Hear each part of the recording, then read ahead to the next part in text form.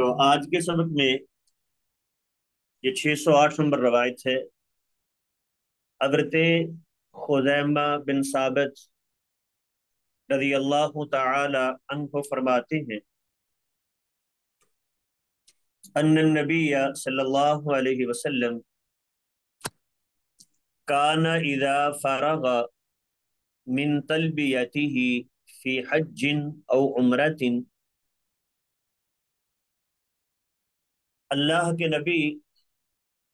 جب اپنے تلبیے سے فارغ ہوتے حج یا عمرے میں،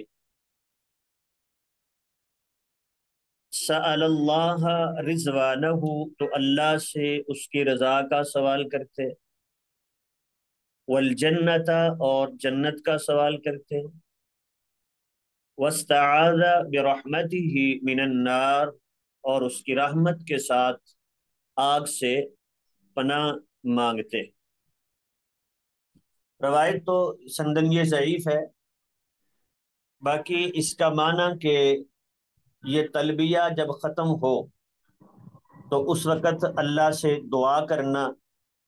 اب اس کے دو مفہوم ہو سکتے ہیں، ایک تو یہ کہ جب تلبیے سے فارغ ہوتے، وہ جب جمرہ عقبہ کی رمی شروع کرتے ہیں تو اس وقت یہ تلبیے سے فارغ ہوتے تھے اللہ کے نبی۔ تو دوسرا وہ مانا کہ جب بھی وہ فارغ ہوتے، عمومی یعنی رکھیں اس کو، اگر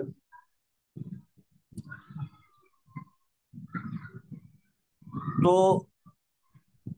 اللہ سے یہ دعا کرنا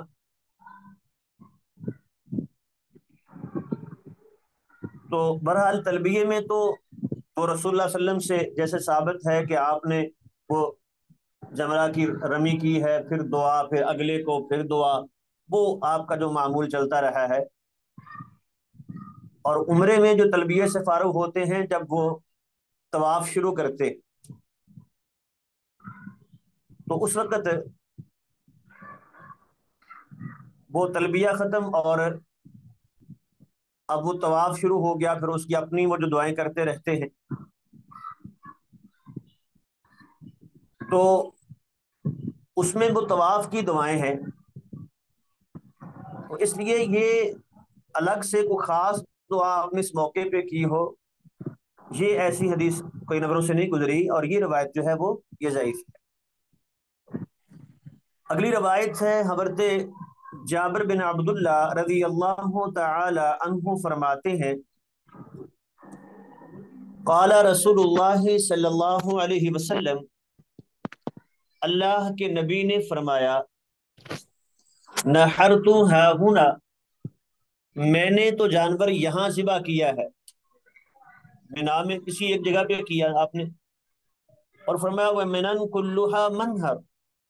سارا منا نہر کی جگہ ہے، جہاں مرضی جانور ذبح کر لو۔ تو یعنی لازمی اب ہر بندہ اگر یہی کوشش کرے کہ جہاں اللہ کے نبی نے کیا اسی جگہ پر کرنا ہے تو یہ تو مشکل ہو جائے گی۔ تو پورے مینا میں، بلکہ وہ دوسری حدیث ہے وَكُلُّ فَجَاجِ مَكَّةَ طریق ومنحر، مکہ کی ہر گلی جو ہے وہ رستہ بھی ہے اور منحر نہر کی جگہ بھی ہے، وہاں ذبح کر سکتے ہو۔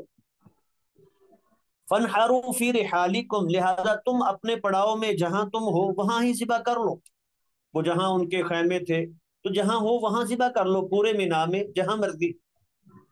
وَوَقَفْتُ هَا هُنَا، اور میں یہاں ٹھہرا ہوں، عرفہ میں نے یہاں قیام کیا ہے۔ وَعَرَفَةُ كُلُّهَا موقف، اور سارا عرفہ جو ہے وہ ٹھہرنے کی جگہ ہے، جہاں مرضی ٹھہرو۔ اسی طرح وَوَقَفْتُ هَا هُنَا،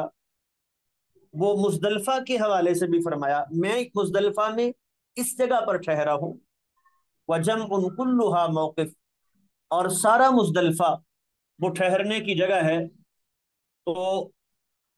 یعنی اللہ کے نبی تو بڑی مخصوص جگہ پہ، بڑا کھلا میدان ہے، اگر اس میں سے مخصوص جگہ پہ اللہ کے نبی ٹھہرے ہیں تو وہ پورا میدان جو ہے وہ اسی حکم میں ہے جہاں بھی ٹھہر جائیں۔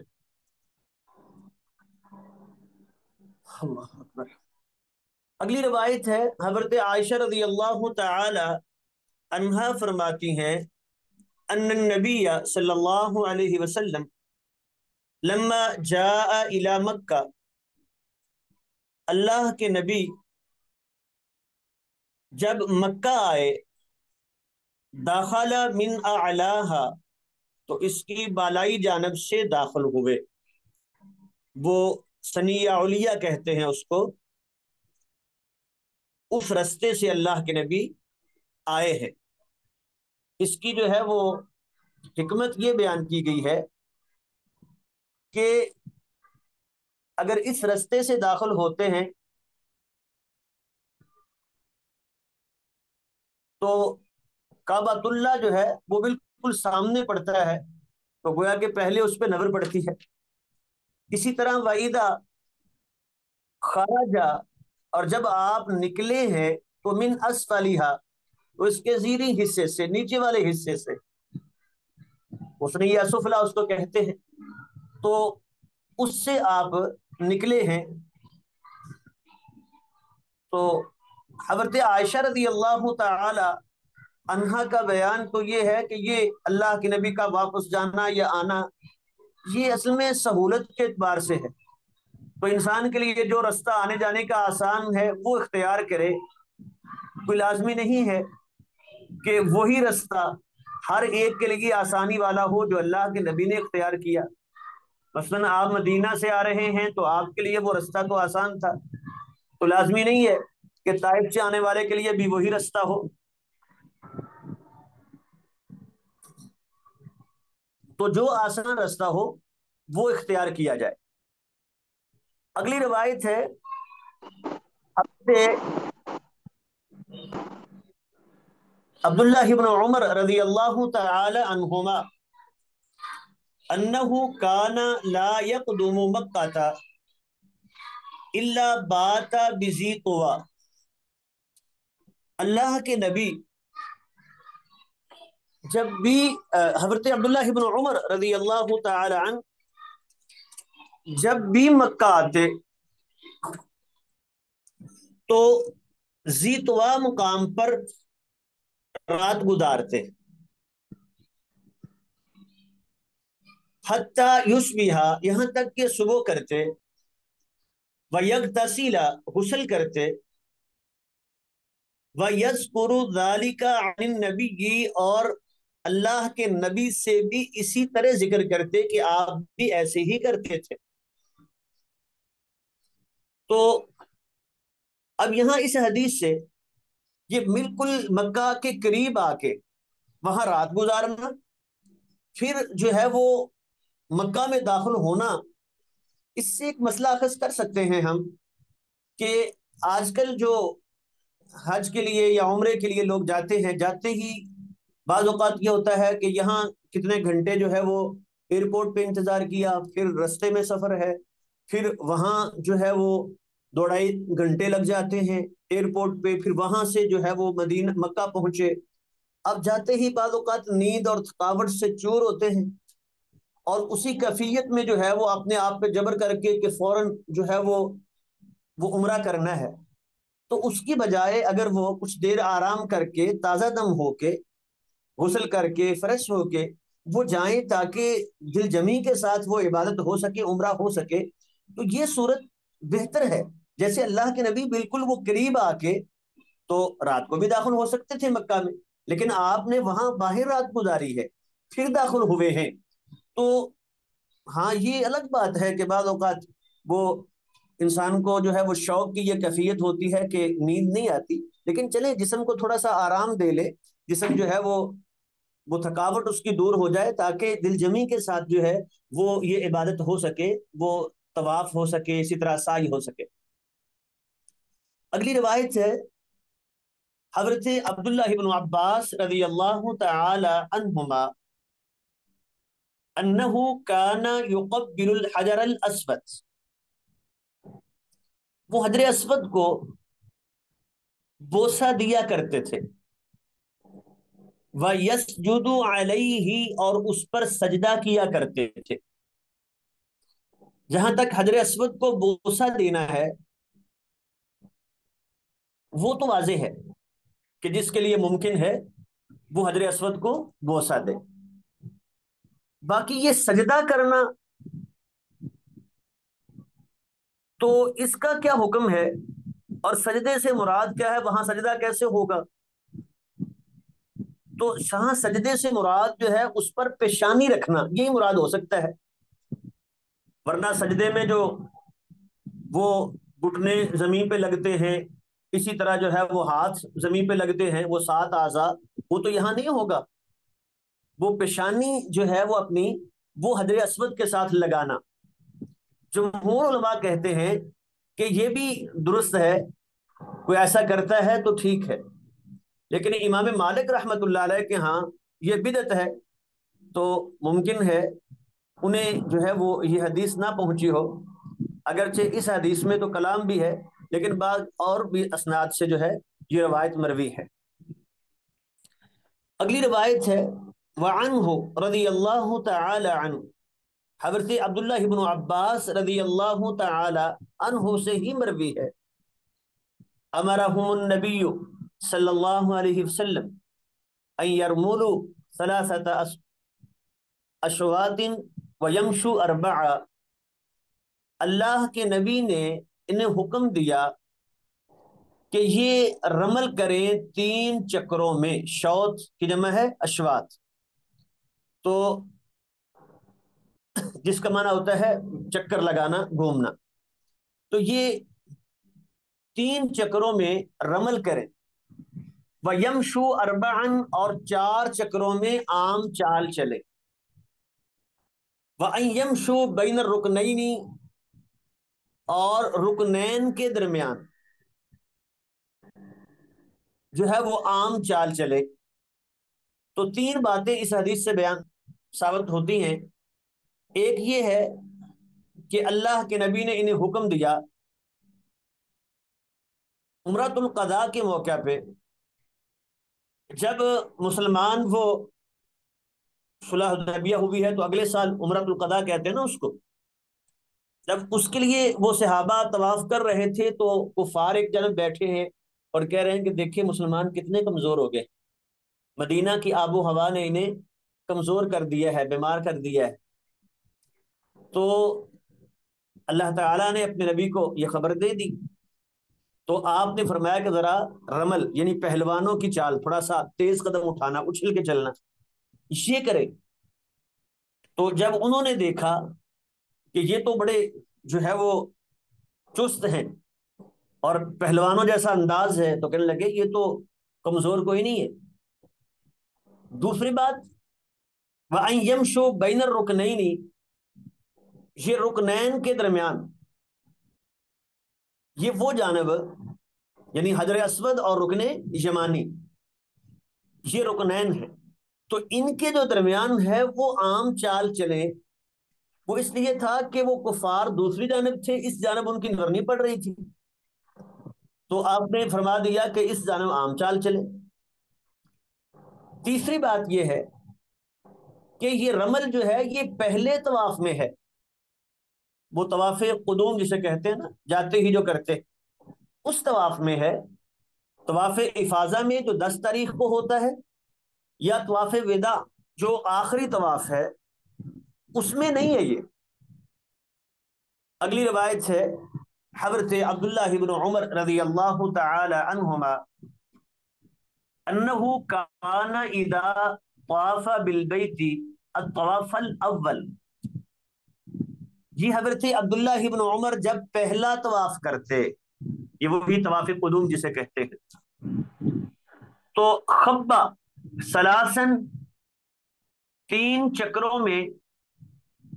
وہ دوڑتے، پہلوانوں والی چال خبا، ومشا 4، اور 4 چکروں میں عام چال چلتے۔ وفی روایت، اور ایک روایت میں ہے کہ رأیت رسول اللہ صلی اللہ علیہ وسلم، میں نے اللہ کے نبی کو دیکھا، اذا طاف فی الحج او العمرہ، جب آپ حج یا عمرے کا طواف کرتے، تو اول ما یقدم فإنه يسعى 3 اطواف، تو جب آپ نے وہ پہلا طواف جو کیا ہے، جب آپ آئے ہیں طواف قدوم، یہ ہے اول ما یقدم، فإنه يسعى ثلاثة اطواف، تو اس میں 3 چکروں میں آپ دوڑے ہیں، بیت اللہ کے 3 چکر، وہ ویمشی 4، اور 4 چکروں میں آپ عام چال چلتے تھے، یہ رسول اللہ صلی اللہ علیہ وسلم کا معمول تھا۔ تو اس میں بھی بات واضح ہو گئی کہ طواف فی الحج اب العمرہ، یہ حج میں بھی ہے اور عمرے میں بھی ہے۔ عمرے میں تو چونکہ ایک ہی طواف ہوتا ہے تو اس میں بھی ایسا کریں گے، اور حج میں چونکہ وہ 3 طواف بن جاتے ہیں، وہ طواف قدوم ہے، طواف افاضہ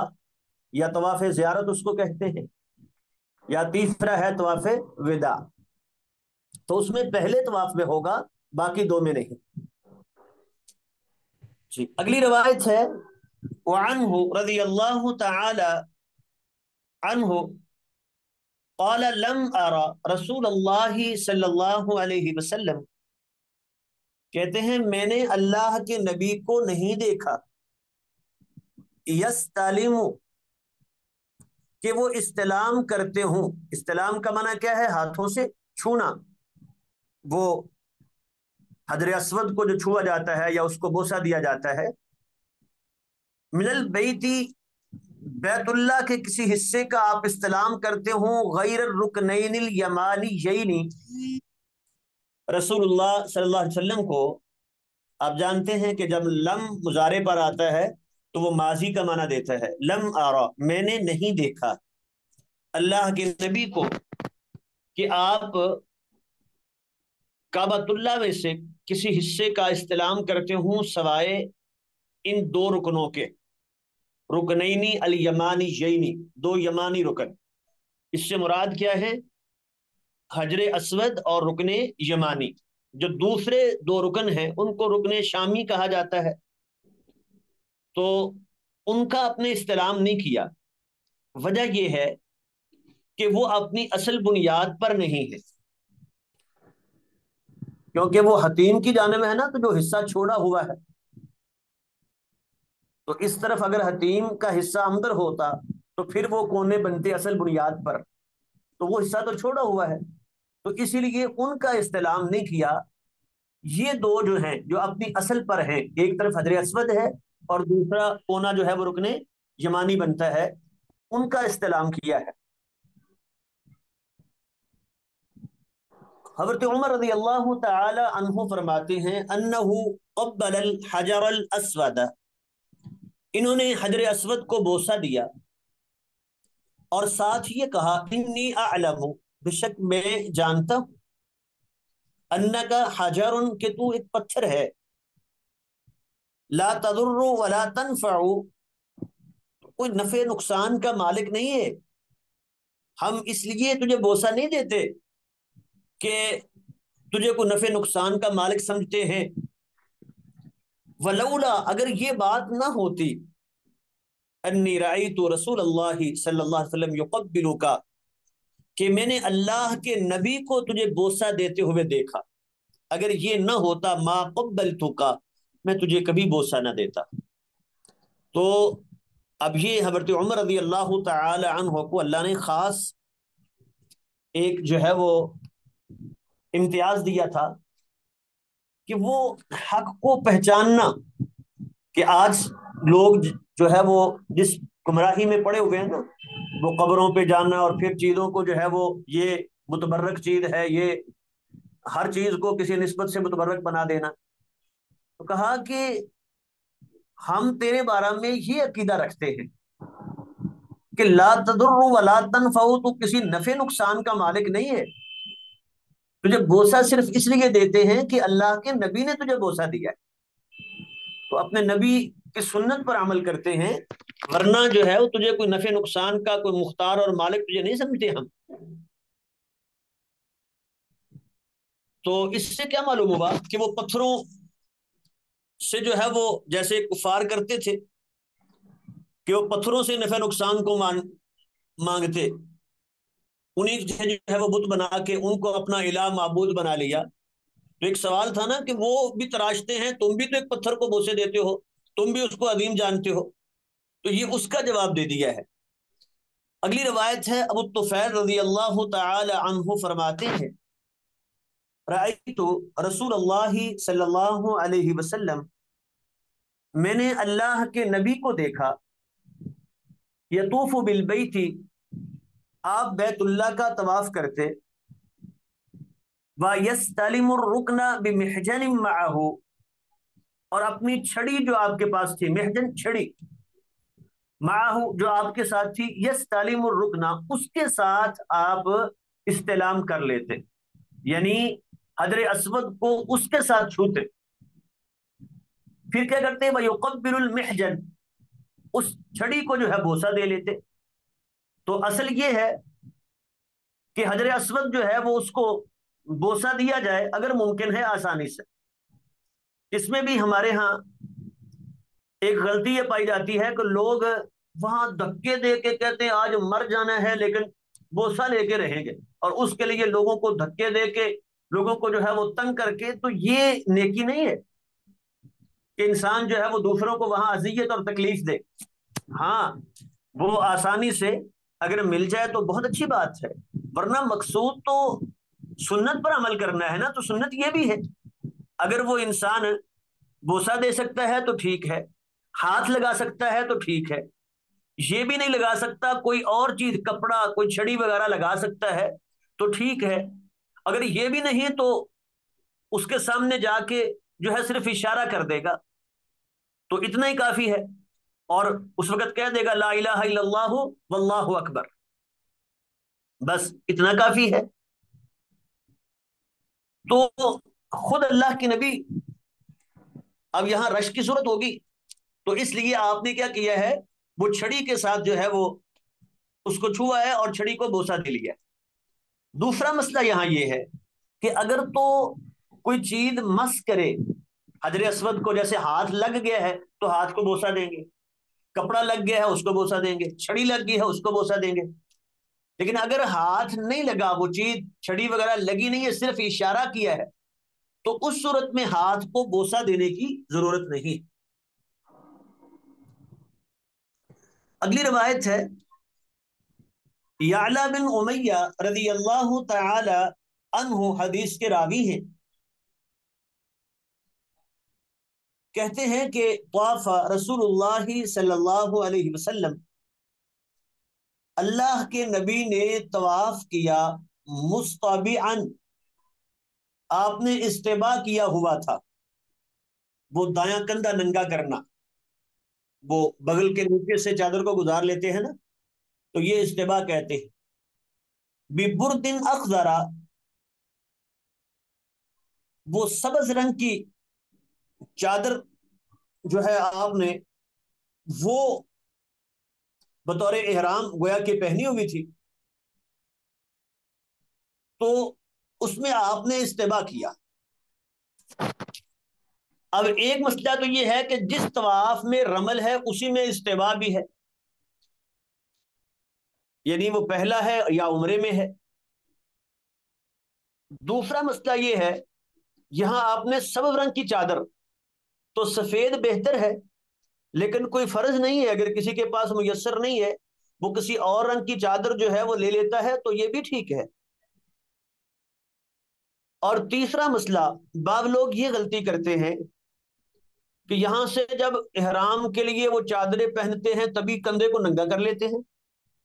حتیٰ کہ نمازیں بھی اسی حالت میں ان کی چلتی، تو حالانکہ نماز میں تو کندھا ڈھانپنا ضروری ہے، وہاں حتیٰ کہ جو فوری بعد دو رکعتیں پڑھتے ہیں اس میں بھی طواف ختم ہوا تو ساتھ ہی وہ کندھا جو ہے وہ اس کو ڈھانپ لیا، اس کو ننگا نہیں رکھنا۔ ایسے ہی سفر میں جاتے وقت وہ نمازوں کے اوقات ہیں، نمازیں پڑھنی ہیں، تو یہ نہیں کہ کندھا ننگا رکھیں گے، وہ جب طواف شروع کیا ہے اس کو ننگا کریں کندھے کو، اور طواف ختم تو بس وہ استوا بھی ختم، نماز میں پھر ڈھانپ لیں گے، تو اس کو مسلسل ننگا رکھنا یہ کوئی درست نہیں ہے۔ جی بسم اللہ الرحمن الرحیم۔ حضرت انس رضی اللہ تعالی عنہ فرماتے ہیں، کانا یحل من المحل فلا ينکر علیہ، ہم میں سے لا الہ الا اللہ پڑھنے والا وہ پڑھتا، فلا ينکر علیہ، اس پر کوئی انکار نہیں کیا جاتا تھا۔ وہ جو تلبیہ پکارنا ہے نا، تو اس کی جگہ پر کوئی شخص لا الہ الا اللہ کہہ رہا ہے، کوئی اللہ اکبر کہہ رہا ہے، کوئی وہ لبیک اللہم لبیک کہہ رہا ہے، تو فلا ينکر علیہ ویکبر من المکبر، اور اسی طرح تکبیر کہنے والا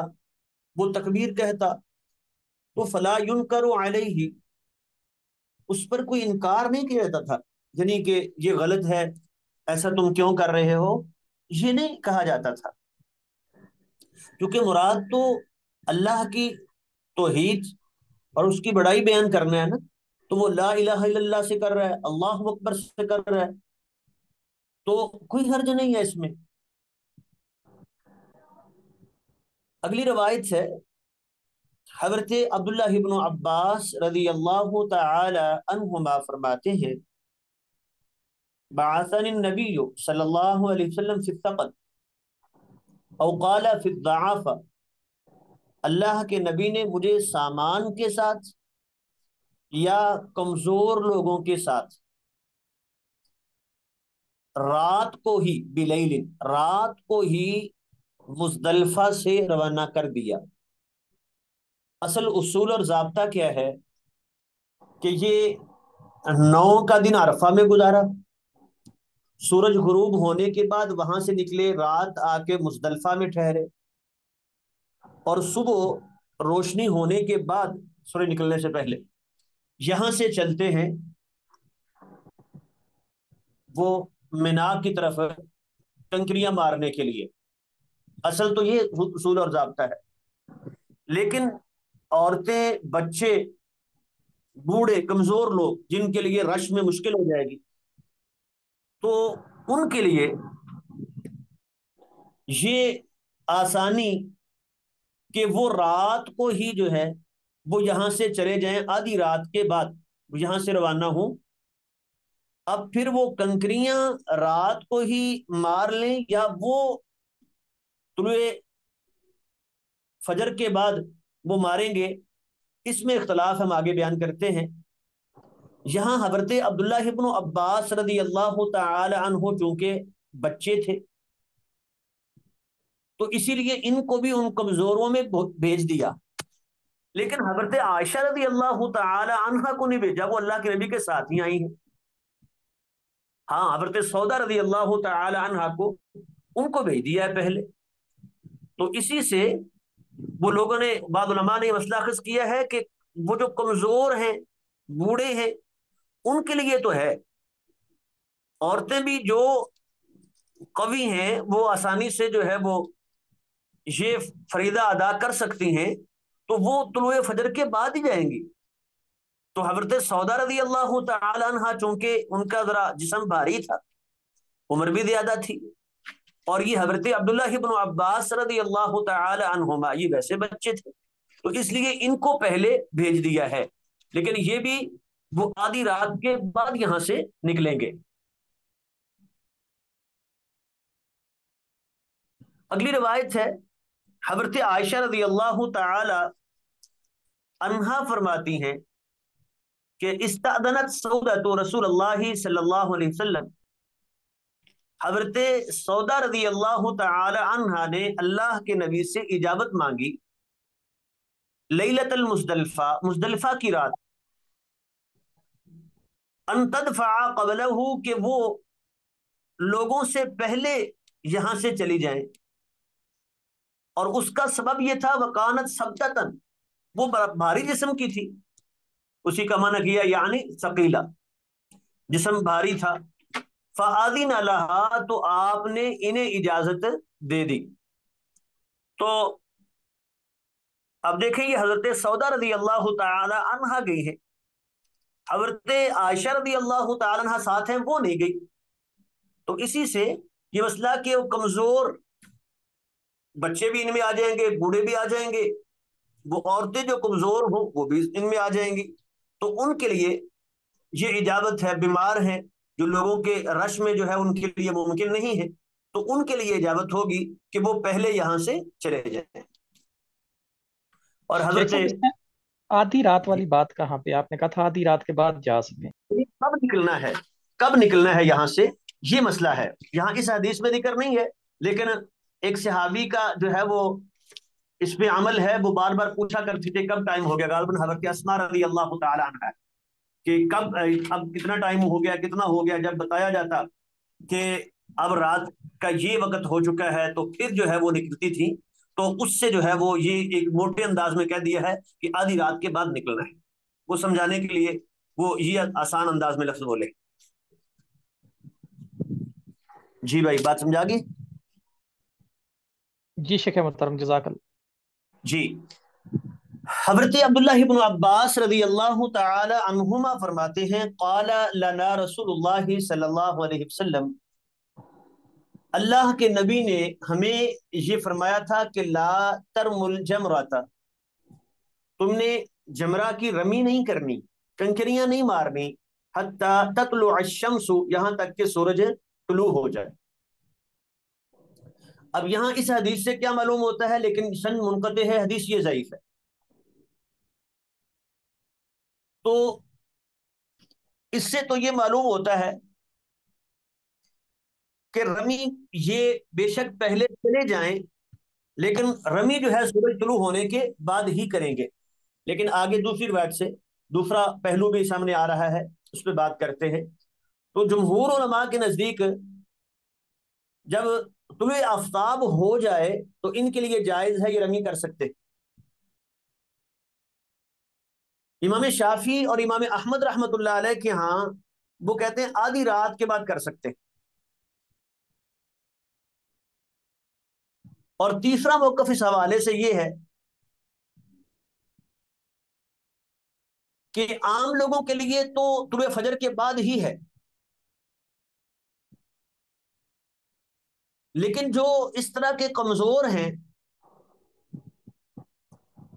ان کے لیے جائز ہے کہ وہ رات کو کر لیں۔ اور امام ابو حنیفہ رحمت اللہ علیہ کے ہاں موقف یہ ہے کہ جو بھی ہیں سب کے سب طلوع آفتاب کے بعد ہی رمی کریں گے، جیسے یہاں اس حدیث میں آ رہا ہے، اگرچہ یہ ضعیف ہے۔ دوسری روایت ہے، حضرت عائشہ رضی اللہ تعالی عنہا فرماتی ہیں، ارسل النبی صلی اللہ علیہ وسلم بأم سلمہ، اللہ کے نبی نے حضرت ام سلمہ کو بھیجا تھا، لیلۃ النحر، یہ نہر کی رات، وہی یہ 10 تاریخ آگے صبح نہر کا دن آ گیا نا جس دن رمی کرنی ہے۔ فرمت الجمرات قبل الفجر، انہوں نے فجر سے پہلے ہی رمی کر لی، یعنی کنکریاں مار لی۔ ثم مزت فافاظت، اور پھر جا کے طواف افاظہ بھی کیا۔ اب یہ روایت جو ہے ابو داؤد کی روایت ہے، اور مسلم کی شرط پر حافظ ابن حجر رحمت اللہ علیہ نے اسے کہا ہے، یہ صحیح مسلم کی شرط پر ہے، راوی اس کے صحیح مسلم والے، تو اسی لیے اس حدیث کو سامنے رکھتے ہوئے صحیح موقف کیا ہوگا کہ وہ عورتیں، وہ بزرگ، وہ کمزور جو پہلے چلے گئے ہیں ان کے لیے یہ اجازت ہے کہ وہ فجر سے پہلے بھی جو ہے وہ کنکریاں مار سکتے ہیں۔ ہاں عام لوگ جو باقی ہیں ان کے لیے نہیں ہے، وہ اپنے اصل وقت پہ طلوع آفتاب کے بعد جو ہے وہ کنکریاں ماریں گے۔ اگلی روایت ہے، عروہ بن مدرس رضی اللہ تعالی عنہ فرماتے ہیں، قال رسول اللہ صلی اللہ علیہ وسلم، اللہ کے نبی نے فرمایا، من شہد صلاتنا ہذہ، جو ہماری اس نماز میں حاضر ہوا، فجر کی نماز مراد ہے 10 تاریخ کو مزدلفہ میں، تو من شہیدہ صلاتنا हाज़िही, जो हमारी इस नमाज में, फजर की नमाज में यानी मुजदलफा में हाजिर हुआ, फवक़फ़ माअना, और फिर हमारे साथ यहाँ ठहरा रहा, हत्ता नदफा, यहाँ तक कि हम यहाँ से कूच करें, फिर हमारे साथ यहाँ से वो निकला मिना की तरफ। वक़द वक़फ़ा बिअरफ़ा क़ब्ल ज़ालिका, और इससे पहले वो वकूफ़ अरफा कर चुका हो, अरफा में ठहर चुका हो, लैलन औ नहारन, दिन के वक़्त या रात के वक़्त। तो फ़क़द तम्म हज्जुहु, उसका हज मुकम्मल हो गया। वक़सा तफसहु, उसने अपनी मैल कुचैल को पूरा कर लिया, उसको उतार लिया। क्या मतलब है इसका? असल जो वक़्त है अरफा में ठहरने का तो ये है कि वो सूरज निकलने के बाद वो मीना से चलते हैं अरफा की तरफ, वहां पहुंच के सारा दिन गुजारते हैं, और सूरज गुरूब होने के बाद वहां से निकलते हैं। लेकिन अगर कोई शख्स लेट हो गया, वो रात के किसी हिस्से में मुजदलफा ठहरा, और फिर यहां से जो है वो फजर तक वो मुजदलफा में पहुंच गया,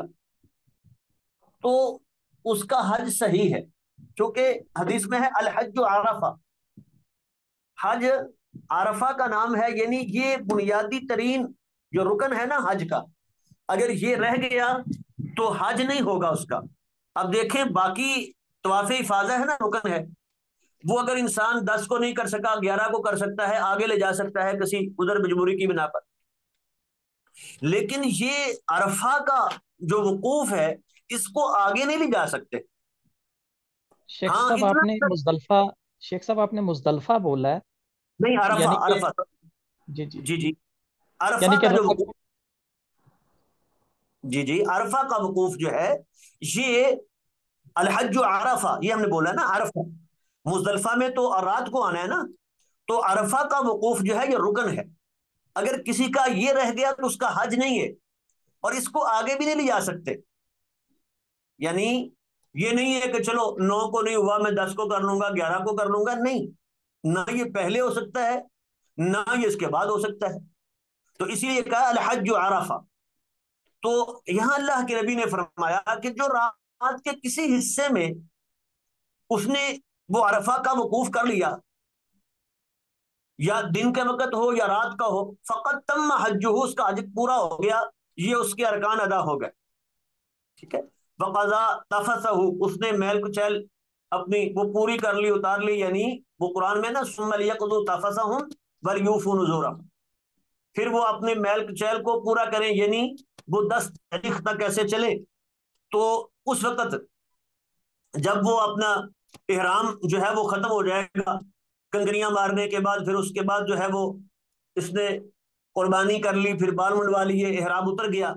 तो ये इसका है अदा तफस हो, ये इसका तफस पूरा हो गया। तो अब यानी इसका ये हज मुकम्मल है, जिसका माना ये हुआ कि अगर उसने ये वकूफ अरफा ना किया तो उसका हज नहीं होगा। अगली रवायत है, हजरत उमर रजी अल्लाह तआला अन्हु फरमाते हैं, इन्नल मुशरिकीन कानू ला युफीदूना, मुशरिकीन जो है वो वापस नहीं लौटते थे, हत्ता तत्लु अशम्सु, यहां तक के सूरज तुलू हो जाता। यानी मुजदलफा से जब जाना है मीना के लिए, तो उस वक्त ला युफीदूना, ये यहां से निकलते नहीं थे मुजदलफा से, हत्ता के सूरज तुलू हो जाता, और ये कहते अशरिक सबीरु,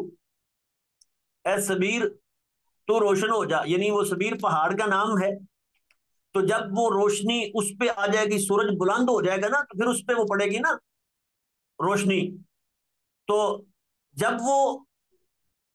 रोशनी आ जाएगी, फिर हम यहां से निकलेंगे, तो अशरिक सबीर हो कहते, तो रोशन हो जा ए सबीर पहाड़। तो अल्लाह के नबी ने खालफहुम, इनकी मुखालफत की, फादा, आप यहां से लौटे हैं कबल अन तत्लु अशम्सु, सूरज तुलू होने से पहले ही। तो हमने ये पहले भी बयान किया کہ سورج نکلنے سے پہلے، روشنی ہونے کے بعد یہاں سے مزدلفہ سے نکلتے ہیں مینا کے لیے. تو مشرقین گویا کہ لیٹ نکلتے تھے، تو اللہ کے نبی جو ہیں وہ پہلے نکلے ہیں. تو یہ سنت طریقہ ہے، سورج نکلنے سے پہلے اور روشنی ہونے کے بعد یہاں سے نکلیں گے. اگلی روایت ہے حضرت عبداللہ بن عباس اور حضرت اسامہ بن زید رضی اللہ تعالی عنہم، دونوں کہتے ہیں لم یزل النبی، مسلسل اللہ کے نبی یلبی، تلبیہ پکارتے رہے، حتی رما جمرۃ العقبہ، یہاں تک کہ آپ نے جمرہ عقبہ کی رمی کر لی.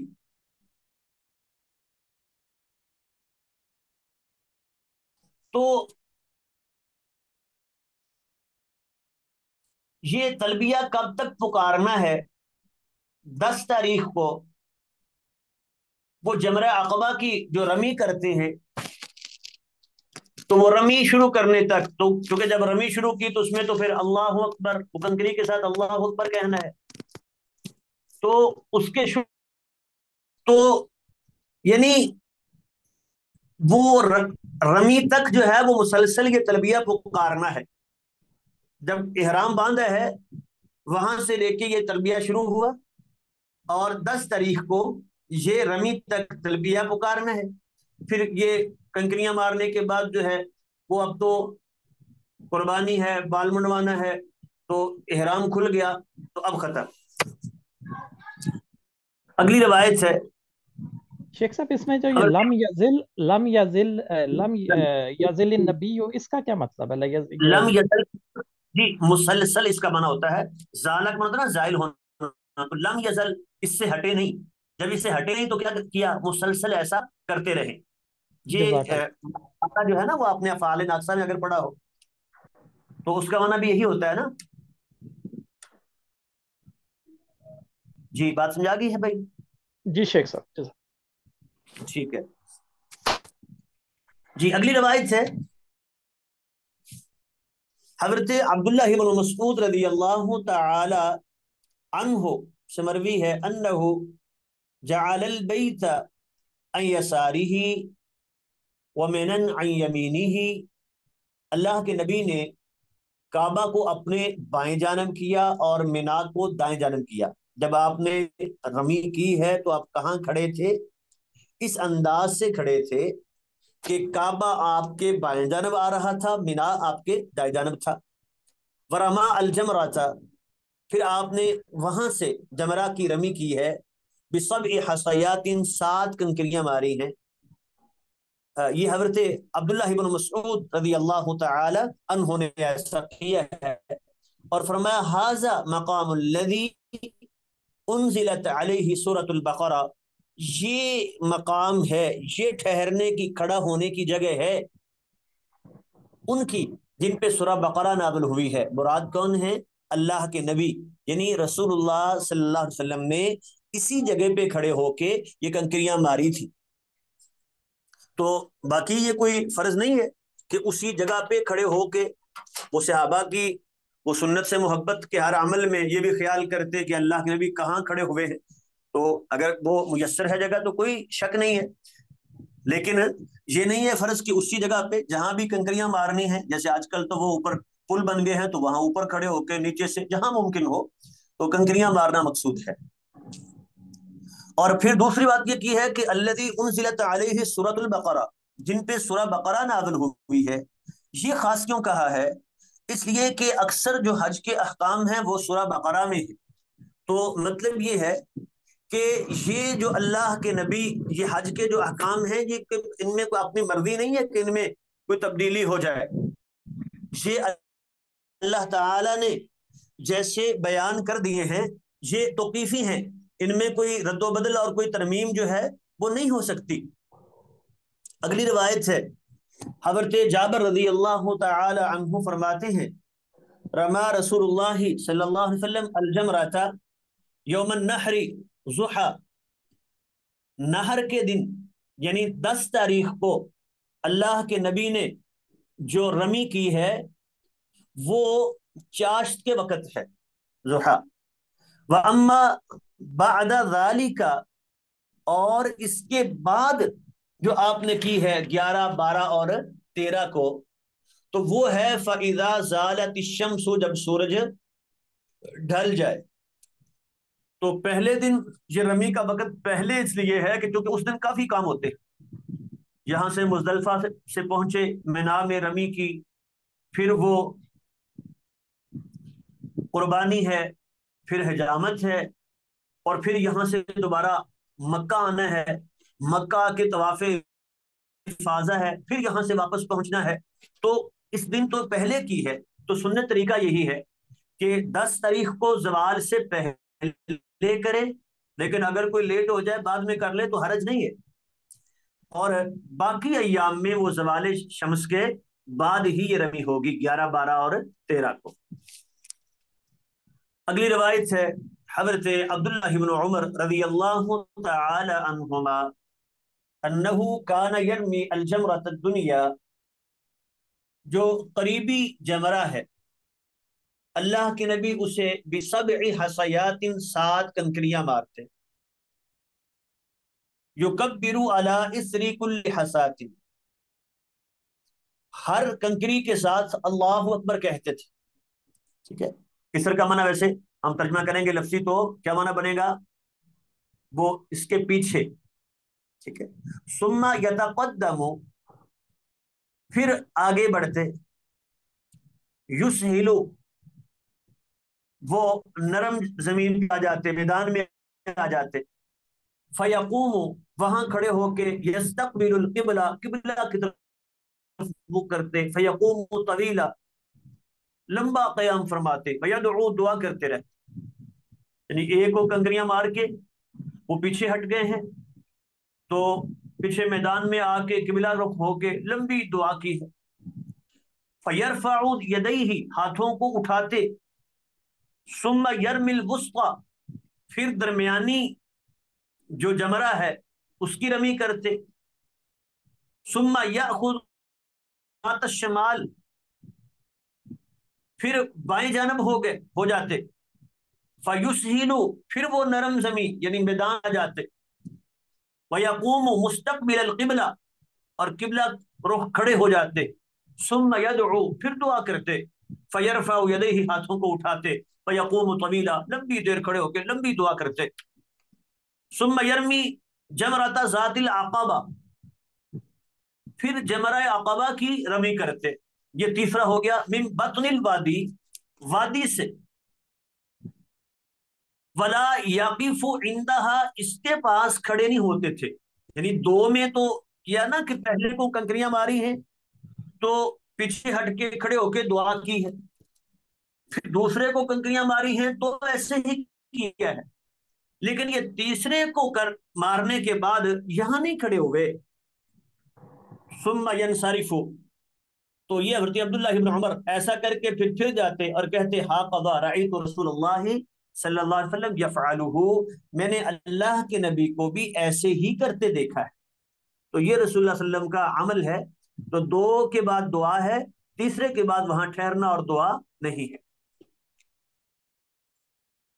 سر یہ اس میں قریب والا جمرہ اور ایک اور جمرہ کا نام لکھا ہوا ہے، پلیز ان کا بتا دیں۔ وہ 3 ہے نا، تو 10 کو تو صرف ایک کو ہی مارتے ہیں، اور باقی 11، 12 اور 13 جو ہے وہ تینوں کو مارتے، ٹھیک ہے۔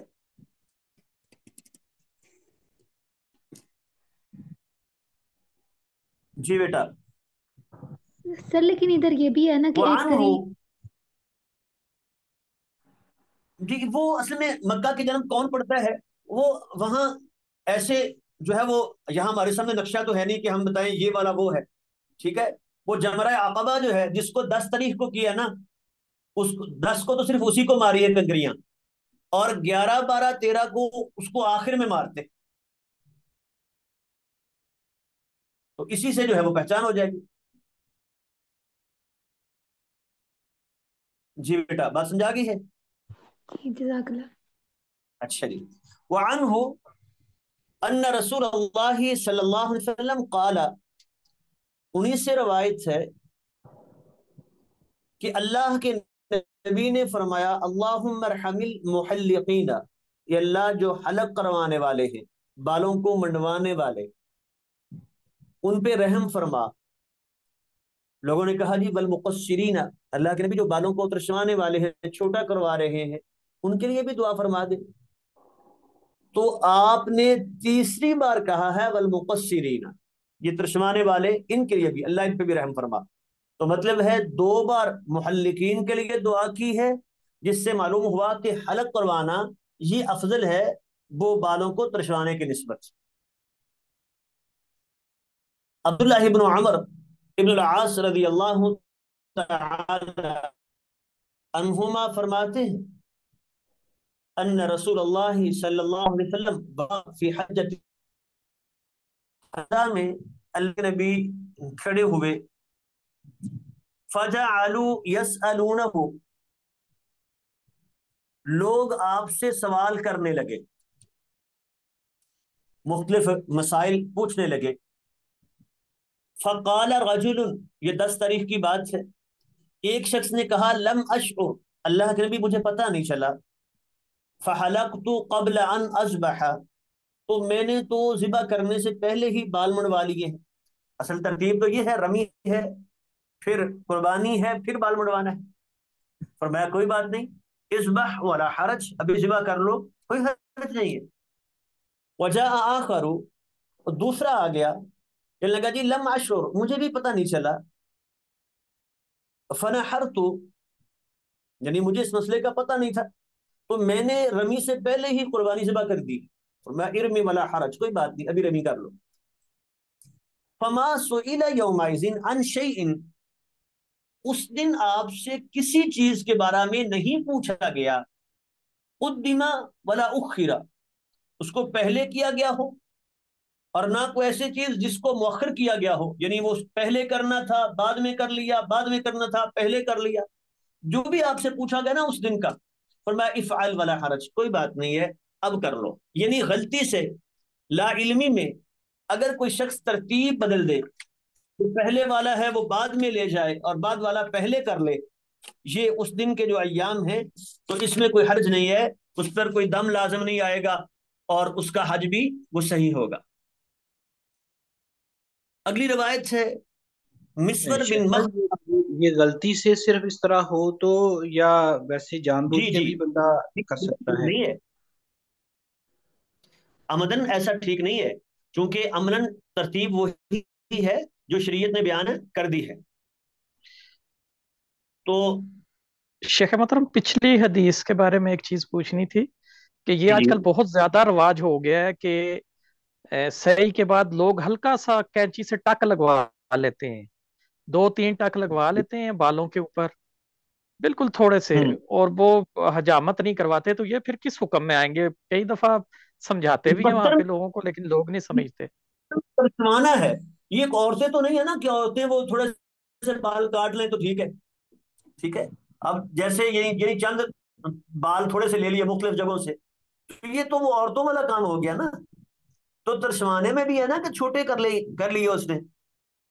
तो पूरे बाल, यानी जो अमल रसूल सल्लल्लाहु अलैहि वसल्लम से मिलता है या सहाबा का अमल है, वो तो यही मिलता है ना कि पूरे बाल या मुंडवा दिए हैं या उसको छोटा करवा लिया है। ये तो नहीं है कि वो निशान लगा लिया है और यहां से थोड़े से ले लो, यहां से थोड़े से ले लो। हम कहेंगे ये अमल उनका दुरुस्त नहीं है। यानी कि शेख साहब, इसमें उम्रा हम कह सकते हैं कि उम्रा हो गया है, लेकिन जो सुन्नत का अजर था वो इन्हें नहीं आपकी मिला। आवाज, शेख साहब, हम ये कह सकते हैं कि उम्रा हो अपने गया है लेकिन सुन्नत का अजर नहीं मिला इनको। जी, कसर जो है ना, वो कसर में बाल उन्होंने कुछ छोटे करवा लिए हैं, कुछ करवाए हैं, तो कसर में अगर आ गया तो ठीक है, उनके वो मामला तो हो गया, लेकिन वो तरीका उनका सही नहीं है। लेकिन कसर में आ जाए, ये औरतों की तरह बिल्कुल जो है वो एक दो चार बाल लें, ये तो ठीक ठीक नहीं है ना। शेख साहब, आजकल तो यही ज्यादातर जी, अक्सर लोग यही करते हैं। अजीब बात है। تو شیخ کہ اس یہ طریقے اگر سے دم تو نہیں آتا؟ اس پہ جب یہ ہے کہ قصر کا اگر اس پہ لفظ حالت آتا ہے یا نہیں، ٹھیک ہے، ایک سب کسر تو یہ ہے نا کہ پورے سر کے بال چھوٹے کرانے ہیں، یہ تو بالکل 2 3 جگہوں سے کرواتے ہیں، اور کئی دفعہ ان کو سمجھایا بھی ہے وہاں پہ، اور یہ لوگ نہیں سمجھتے، اللہ ان کو ہدایت دے۔ بڑی عجیب بات ہے، میں نے کبھی نہیں دیکھا ہمارے یہاں پہ تو ایسا نہیں ہے کوئی کیسا کرتے ہوں۔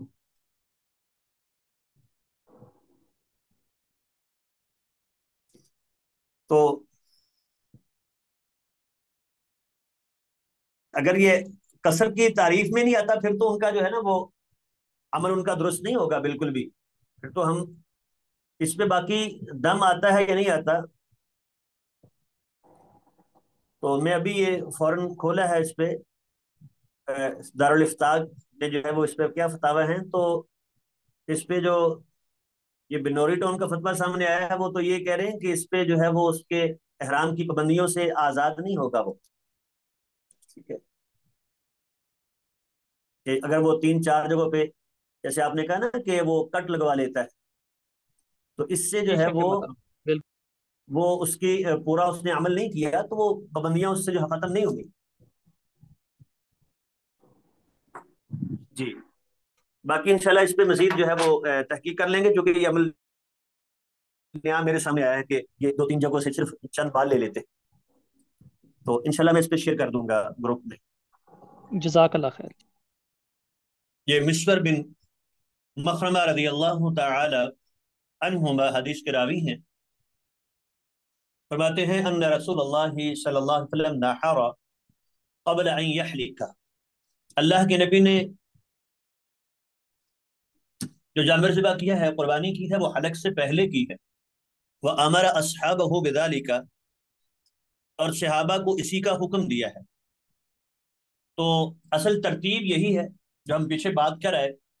اسی لیے اس بات میں اختلاف ہے کہ اگر کوئی عمدن، جیسے آپ کا سوال تھا، عمدن اگر کوئی اس میں ترتیب بدل دیتا ہے تو کیا پھر اس پر دم لازم ہوگا یا نہیں؟ اگرچہ مسئلے میں تو اختلاف ہے اس میں کہ اصل ترتیب تو وہی ہے، لیکن اگر کوئی عمدن اس میں ترتیب بدل دیتا ہے تو بعض علماء کے ہاں اس پر جو ہے وہ دم لازم آئے گا، البتہ بعض اس کے قائل ہیں کہ کوئی حرج نہیں ہے، یہ اس دن کے افعال جو ہیں وہ آگے پیچھے ہو جائیں تو اس پر دم لازم نہیں آتا، دونوں موقف اس پر موجود ہیں۔ اگلی روایت ہے حضرت عائشہ رضی اللہ تعالی عنہا فرماتی ہیں قال رسول اللہ صلی اللہ علیہ وسلم، اللہ کے نبی نے فرمایا اذا رمیتم وحلقتم، جب تم رمی کر لو اور حلق کروا لو، فقد حل لكم الطيب وكل شيء، اب تمہارے لیے ہر چیز حلال ہو گئی، الطیب خوشبو، وکل شیء، اور یعنی احرام کی جتنی پابندیاں تھیں وہ ختم ہو گئی، الا النساء، سوا ایک پابندی کے، وہ ہے بیوی کے قریب جانا، وہ ابھی طواف جب تک نہیں ہوگا یہ پابندی باقی، اگرچہ روایت یہ ضعیف ہے لیکن معنی اس کا ایسے ہی ہے، صحیح ہے کہ جب وہاں احرام کھول دیا تو ساری پابندیاں ختم، صرف ایک پابندی کہ جب تک وہ طواف افاضہ نہیں کر لیتا تب تک بیوی کے قریب نہیں جا سکتا۔ اگلی روایت ہے حضرت عبداللہ بن عباس رضی اللہ تعالی عنہما فرماتے ہیں ان النبی صلی اللہ علیہ وسلم، اللہ کے نبی نے فرمایا لیس علی النساء حلق، عورتوں پر حلق نہیں ہے، وانما علی النساء التقصیر، عورتوں پر جو ہے وہ صرف تقصیر ہے۔ ہاں تو یہاں اس حدیث کے الفاظ کو اگر دیکھیں تو عورتوں پر تقصیر ہے، اور تقصیر ان کے لیے کیا ہے؟ وہ صحابیات کے عمل سے جو بات ثابت ہوتی ہے کہ وہ کچھ بال لیتی تھی نا اور ان کو کاٹ لیتی تھی، تو شاید وہ اس جو ہے وہ لفظ سے دلیل لیتے ہوں کہ اگر چند بال بھی کاٹ لیے جائیں تو تقصیر ہو جائے گی۔ لیکن یہ مردوں کے لیے کیا ایسا صحابہ سے ثابت ہے؟ یہ مسئلہ سمیں وہ پہلے کبھی ایسا نہیں گزرا، خاص طور پہ اس کو دیکھا نہیں، پہلے میرے سامنے پہلی بار جو ہے یہ آپ نے بتایا ہے کہ ایسا کرتے ہیں یہ، تو اس کو میں انشاءاللہ دیکھوں گا کہ اس لفظ سے بہرحال وہ دلیل لے سکتے ہیں کہ عورتیں اگر چند بال کاٹ لیتی ہیں تو ان کو وہ تقصیر شمار ہوتا ہے۔ حضرت عبداللہ بن عمر رضی اللہ تعالی عنہما اور حضرت عباس بن عبد المطلب رضی اللہ تعالی عنہما استأذن رسول اللہ صلی اللہ علیہ وسلم، دونوں نے اللہ کے نبی سے اجازت مانگی، ان یبیتا بمکہ لیالی منا، کہ وہ منا کی راتیں مکہ میں گزارے۔ ویسے تو یہی ہے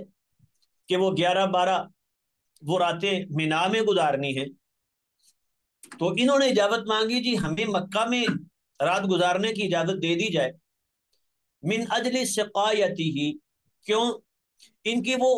پانی پلانے کی ذمہ داری کی وجہ سے، کیونکہ اس خاندان کی جو ذمہ داری تھی وہ تھی حاجیوں کو پانی پلانا، تو یہ پانی کا انتظام کرتے تھے، تو اس لیے انہوں نے اجازت مانگی کہ جی ہمیں رات مکہ میں گزارنے دیں، فآذن لہ، تو آپ نے انہیں اجازت دے دی۔ اس سے کیا معلوم ہوا کہ اگر کوئی عذر مجبوری ہو، جیسے ایک آدمی بیمار ہے، وہاں گر گیا، چوٹ آ گئی، اسی طرح اور کوئی سبب بن گیا اور مجبوراً وہ منا میں رات نہیں گزار سکا، بلکہ اس کو منا سے باہر مثلا مکہ میں رات گزارنا پڑی یا ہاسپٹل میں چلا گیا، تو اس کے لیے یہ اجازت ہے، اس پر کوئی دم لازم نہیں آئے گا۔ اگلی روایت ہے، عاصم ابن عدی رضی اللہ تعالی عنہ فرماتے ہیں، ان رسول اللہ صلی اللہ علیہ وسلم ارخص لرعاة الابل، اللہ کے نبی نے اونٹوں کے چرواہوں کو یہ اجازت دی، فی البیتوتۃ عن منا، کہ وہ بھی منا سے باہر رات گزار لیں۔ وہ ظاہری بات ہے انہوں نے اپنے اونٹوں کی حفاظت کرنی ہے، ان کی دیکھ بھال کرنی ہے، اور منا میں تو لوگ موجود ہیں سارے، وہاں تو ساتھ نہیں سارے لا سکتے، وہ ممکن ہے منا سے باہر ہو۔ یرمون یوم النحر، اور آپ نے یہ بھی انہیں اجازت دی کہ وہ 10 تاریخ کو رمی کریں، ثم یرمون الغد ومن بعد الغد لیومین، پھر آگے 2 دن کی اکٹھی رمی کر لیں۔ یرمونا وہ رمی کریں، الغد اگلے دن کی، اور جو اس اگلے دن کے بعد ہے، بنی اگلا دن 11 ہے اور اس کے بعد 12 ہے، تو 11 اور 12 کی اکٹھی رمی کر لیں۔ اب اس میں ہے کہ وہ 11 کو کریں یا وہ 12 کو کریں، اختلاف ہے، اکثر علماء کہتے ہیں کہ 11 کو وہ رمی کر لیں 2 دن کی اکٹھی، پھر گویا کہ 12 کو نہیں آئے۔ ثم یرمون یوم النفر، پھر وہ نفر کے دن، جو یہاں سے نکلنے، یوم النفر کہتے ہیں 13 تاریخ کا، تو پھر اس دن کر لیں۔ تو یعنی ان کو یہ اجازت دے دی ہے کہ یوں وہ اکٹھا کر کے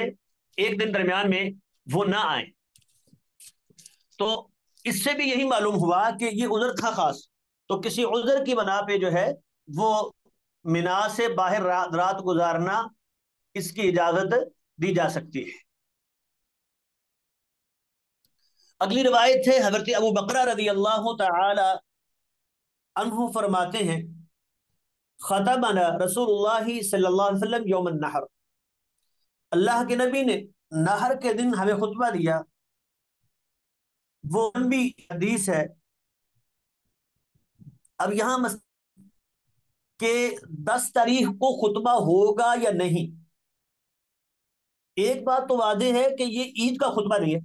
چونکہ حاجی وہاں عید نہیں پڑھتے، رسول اللہ صلی اللہ علیہ وسلم نے پڑھائی کہ عید کا خطبہ. ہاں مختلف اوقات میں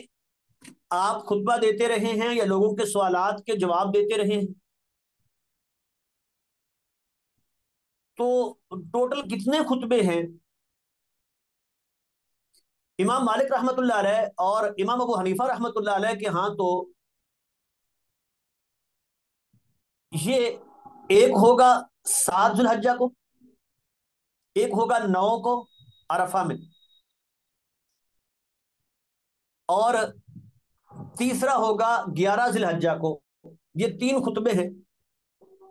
وہ کہتے ہیں جو 10 تاریخ کا ہے یہ باقاعدہ خطبہ نہیں تھا، آپ لوگوں نے سوال کیے، آپ نے جواب دے دیے، کچھ نصیحت کر دی، اور بعض اس کو بھی خطبہ شمار کرتے ہیں تو کہتے ہیں کہ اللہ کے نبی نے 4 خطبے دیے. تو بہرحال یہاں اگر اس حدیث کو سامنے رکھتے ہیں تو 10 تاریخ کا خطبہ اللہ کے نبی نے یہ دیا ہے، وہ الگ بات ہے. جیسے میں نے بتایا کہ احناف اس کو خطبہ شمار نہیں کرتے. اگلی روایت ہے سرا بنت نبحان رضی اللہ تعالی عنہا فرماتی ہیں خطبنا رسول اللہ صلی اللہ علیہ وسلم، اللہ کے نبی نے ہمیں خطبہ دیا یوم الرؤوس، رؤوس والے دن. یہ کہا جاتا ہے 12 تاریخ کو، 12 ذوالحجہ. تو رؤوس اس کو اس لیے کہتے ہیں کہ اس دن عام طور پہ وہاں لوگ وہ سر جو قربانی کے جانور کے تھے وہ پکایا کرتے تھے. تو آپ نے فرمایا علیہ صحادہ اوسط ایام التشریق، کیا یہ ایام تشریق کا درمیانی دن نہیں ہے؟ اب دیکھ لیں کہ درمیانی دن اب 11 12 اور 13، تو اگر اس بار سے کرتے ہیں تو یہ کیا بنا؟ درمیانی دن بنا. تو آپ نے فرمایا کیا یہ درمیانی دن نہیں ہے؟ تو اس سے کیا معلوم ہوا کہ 12 تاریخ کو بھی اللہ کے نبی نے گویا کہ خطبہ دیا ہے. تو اصل میں وہی مسئلہ ہے کہ جو کم یا زیادہ کہتے ہیں کہ کہتے ہیں بعض یہ خطبے نہیں ہیں، یہ آپ نے ویسے مختصر باتیں کی. تو آپ نے وہاں ضرورت کے مطابق جو نصیحتیں کی ہیں، جہاں ضرورت محسوس کی ہے، وہ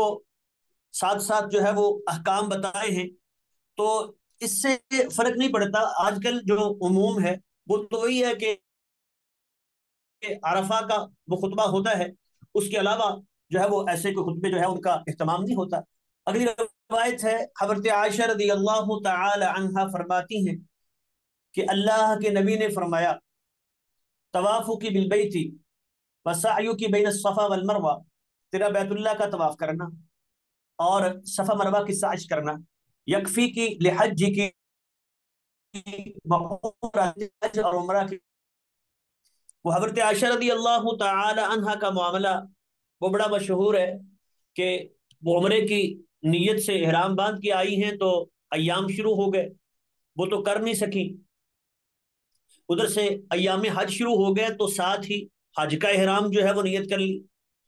وہ احرام باندھ لیا. تو اسی لیے علماء یہ کہتے ہیں کہ حضرت عائشہ رضی اللہ تعالی عنہا نے وہ پہلا احرام چھوڑا نہیں تھا، توڑا نہیں تھا اس کو، بلکہ اسی عمرے پر حج کو داخل کیا تھا، یعنی وہ حج قران کرنے والی بن گئی تھی. تو جو حج قران کرنے والا ہے اس کے لیے ایک طواف اور ایک سعی کافی ہے. تو یہی بات اللہ کے نبی اسے بیان فرما رہے ہیں کہ تیرا یہ جو 10 تاریخ کو تو نے طواف کر لیا ہے، سعی کر لی ہے، یہ تیرے حج اور عمرے کے لیے کافی ہے، تیرا حج بھی ہو گیا، عمرہ بھی ہو گیا. تو حج قران والے کے لیے یہ ایک ہی طواف اور ایک ہی سعی یہ کافی ہے. اگلی روایت ہے حضرت عبداللہ بن عباس رضی اللہ تعالی عنہ فرماتے ہیں صلی اللہ علیہ وسلم، بے شک اللہ کے نبی نے لم یرمل فی السبع الذی افاض فیہ، وہ جو آپ نے طواف افاضہ کیا ہے ان 7 چکروں میں آپ نے رمل نہیں کیا، کیونکہ ہم نے بتایا تھا کہ رمل کس میں ہوگا؟ طواف قدوم میں، وہ جو پہلے آئے، تو طواف افاضہ میں یا طواف وداع میں رمل نہیں ہے، تو لم یرمل، آپ نے رمل نہیں کیا، فی السبع الذی، ان 7 چکروں میں، الذی افاض فیہ، جس میں آپ نے طواف افاضہ کیا ہے۔ اگلی روایت ہے حضرت انس رضی اللہ تعالی عنہ فرماتے ہیں ان النبی صلی اللہ علیہ وسلم صلی الظہر والعصر والمغرب والعشاء، اللہ کے نبی نے ظہر، عصر، مغرب، عشاء پڑھی، ثم رقد رقدۃ بالمحصب، پھر وادی محصب میں تھوڑی دیر کے لیے سو گئے۔ یہ 13 تاریخ کی بات ہے کہ آپ نے ظہر، عصر، مغرب، عشاء پڑھی ہے، پھر وادی محصب میں آ کے تھوڑا سا آرام کیا ہے، اور ثم راق الى البیت فطاف به، تو پھر آپ کعبۃ اللہ کی طرف سوار ہو کے گئے ہیں اور طواف کیا ہے۔ تو یہ آخری کام جو طواف ہونا چاہیے یہ وہ ہے جسے طواف وداع کہتے ہیں۔ تو بالکل جو قریب ترین وقت ہوتا ہے مکہ سے نکلنے کا ہے، تو اس کی یہ بات بیان ہو رہی ہے کہ پھر اللہ کے نبی وہ آپ رات کو نکلے ہیں اور یہ طواف کیا ہے، اور پھر آپ نے جو ہے وہ مدینہ ہے، تو یہ آخری کام آپ کا یہ طواف تھا۔ حضرت عائشہ رضی اللہ تعالی عنہا فرماتی ہیں انہا لم تکن تفعل ذالک، وہ یہ ابتح مقام پر، وہ وادی محصب میں، اس کو ابتح بھی کہتے ہیں، تو وہاں یہ نہیں ٹھہرتی تھی۔ اللہ کے نبی نے تو وہاں آ کے پڑاؤ ڈالا ہے نا، جب منا سے نکلے ہیں وہ 13 تاریخ کو، وہ رمی کے بعد، تو یہاں آ کے آپ نے پڑاؤ ڈالا ہے۔ لیکن حضرت عائشہ رضی اللہ تعالی ایسا نہیں کرتی تھی کہ انما نازلہ رسول اللہ صلی اللہ علیہ وسلم، اللہ کے نبی نے یہ اس لیے کیا تھا لأنه کان منزلا، یہ ایسی جگہ تھی، اسمع خروجہ، جو نکلنے کے لیے زیادہ سہولت والی، آسانی والی تھی، زیادہ مناسب جگہ تھی، یہاں سے واپسی آسان تھی، لوگ آپ کے ساتھ ہیں تو اگر سارے کے سارے وہ مکہ میں اکٹھے آتے اور یہاں سے نکلتے تو وہ شاید مشکل پیش آتی، تو اس لیے اللہ کے نبی نے وہاں پڑاؤ ڈالا ہے۔ تو گیا کہ وہ سمجھتی تھی کہ یہ کوئی سنت نہیں ہے، وہ تو ضرورت تھی، جہاں انسان مناسب سمجھے وہاں پڑاؤ ڈال لے، تو اسی لیے حضرت عائشہ رضی اللہ تعالی عنہا اس پر عمل نہیں کرتی تھی۔ حضرت عبداللہ بن عباس رضی اللہ تعالی عنہما فرماتے ہیں امیر الناس، لوگوں کو حکم دیا گیا ان یکون آخر عہدہم بالبیت، کہ ان کا آخری عمل وہ بیت اللہ کے ساتھ ہونا چاہیے، یعنی وہ طواف وداع آخری وہ کام ہے، الا انہ خفف عن الحائض، ہاں حیضہ عورت سے تخفیف کی گئی ہے کہ وہ ایام اگر اس کے شروع ہو گئے ہیں وہ طواف وہ یہ